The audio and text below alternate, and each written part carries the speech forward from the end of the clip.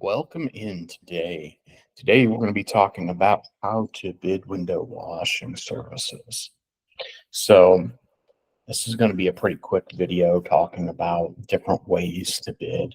Like everything else, there's several different ways to bid, but in the end, you've got to figure out what's best for yourself so that you can bid in a way that is profitable for you. So we're going to run down the top three ways that I bid. Usually, if I have time, I will kind of look at the difference between some of them to make sure my price is within the same range. So simplest way to bid is per window. So you just go, depending on the area you live in, depending on how many windows you're doing, depending on who you're working with, you're probably between $5 and $10. That's the easiest way to do it. So you just count the panes and say $5 to $10, somewhere in that price range is usually fair just about anywhere around the country right now. Now, that can very easily change, and it may be higher in some major cities, or if your labor cost is significantly higher, then you'll have to tweak that number. That at least gives you a starting point. Next is a production rate. So you just measure the windows. So say a normal size window, say for the house, 3x5 or 3x6, you're looking at a production rate of somewhere between 250 square feet to 500 square feet per hour. And that's going to depend on other variables. If it's outside windows, if it's first level, that's different than if it's second level. If they fold in, that's different because it's easier access to than outside. That also being said, if there's stuff in the way of the inside windows, that's a problem. If there's stuff in the way of the outside windows, like bushes or anything like that, that's also a problem, and it's going to slow you down. So that you have got this production rate of 250 to 550 square foot per hour is usually pretty good, and that gives you time to wipe the window sills and things like that too, where you're not being rushed. When you figure that out, you do have to remember that your square footage is by times two, right? Because you have an inside pane and an outside pane. So just because that window is, say, a 3x5, it's not 15 square feet, it's 30 square feet, because you've got both inside and outside of the window to do. So make sure you're factoring that in. Ideally, you'll probably find that in some cases your interior is faster or slower than your exterior. Like storefronts, usually your exterior is faster than your interior, because your interior, you have to squeeze your squeegee dryer so you don't make such a big mess. Usually there's furniture that you're having to pull, move, or work around. So that would slow down your production rate if you're using that type of production rate on the windows. And then, of course, lastly, you could use the same idea of the square footage and just bid a specific dollar amount, excuse me. So it would look like something like probably somewhere around 5 cents upwards to maybe like 10 or 12 cents, depending on where you are. Also, again, don't forget factor by two, inside, outside. And you'll want to also, when you're doing any of these methods, you're going to want to look at variables. Now, the first method, you're counting by windows. So if there's smaller windows, you're still counting the same because it's slowing you down anyways, as opposed to a large window.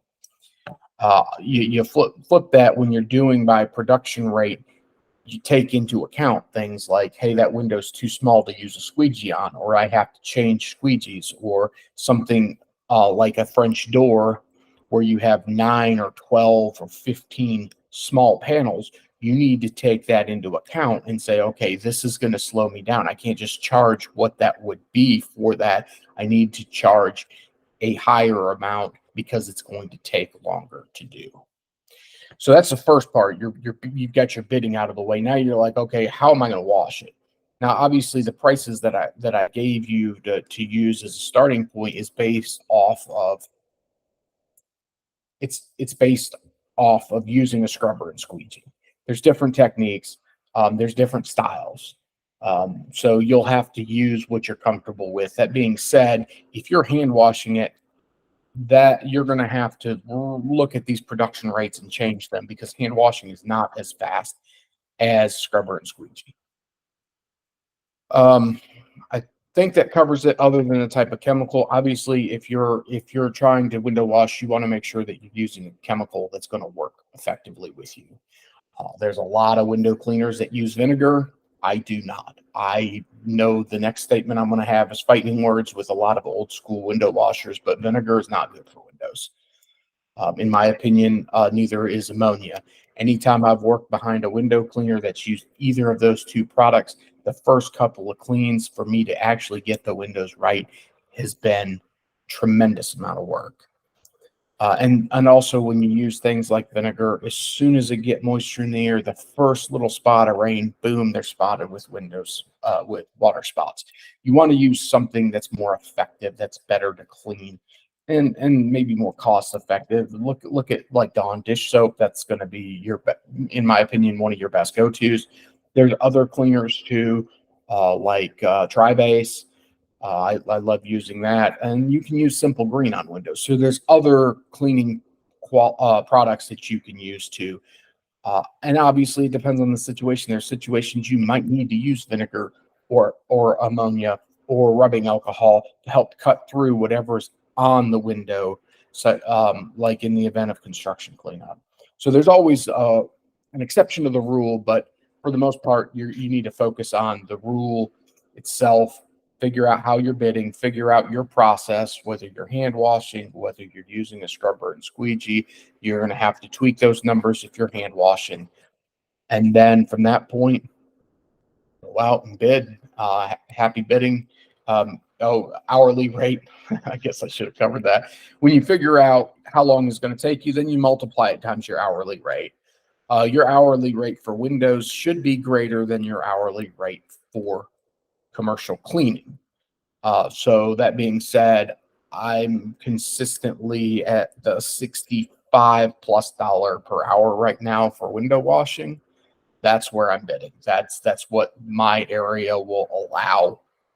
And that's going to vary, but it should be more than your standard janitorial, whatever that price is. If that's 35, you should be more than that. You should probably be maybe 50 or higher. So that's it for today. Catch me next time for another info. All right. A quick side note to mention on window washing. So as you increase in height, your price should also increase, right? So example, if you are doing second story windows from the outside, and you're doing it from a pole. It's not windows that fold in and you don't have access up there. So if you're doing it from a pole or you're doing it from a ladder, your production rate decreases. So every 10 feet you go up, your production rate is going to cut just about in half. So if you're saying production rate, bottom floor, 250 square feet, production rate for the next above is half of that, 125. And so then if you go, okay, let's talk about third floor. So then you're going to say it's 250 divided by the three floors, right? So it's 250 divided by 2, or for the third floor, it's divided by 3. Your production rate halves as you go up. So that should give you a rough idea of how to charge differently as you go up. It also is the dollar amount as you go up window floor to floor, the same. If you're charging a flat fee per window, it's the same thing. Your dollar amount for second floor windows should be double what first floor is. For third floor, it should be first floor plus second floor should be the cost. And you can tweak that a little bit, but your production rate, the amount of time that it's going to take you, is going to slow down each time you go up. Obviously, if you're above 3 floors, you probably don't want to be on a ladder or on the ground trying to do that. That being said, if you have water-fed poles and you have different things, you can go up higher than that. But once again, production rate is going to significantly reduce. And if you're not comfortable with your equipment, I would not bid a job probably over 2 floors that you have to do on the outside for first jobs. If you have to do anything else, you need lifts, you need anything else, all that needs to be added into your pricing. I hope that helps.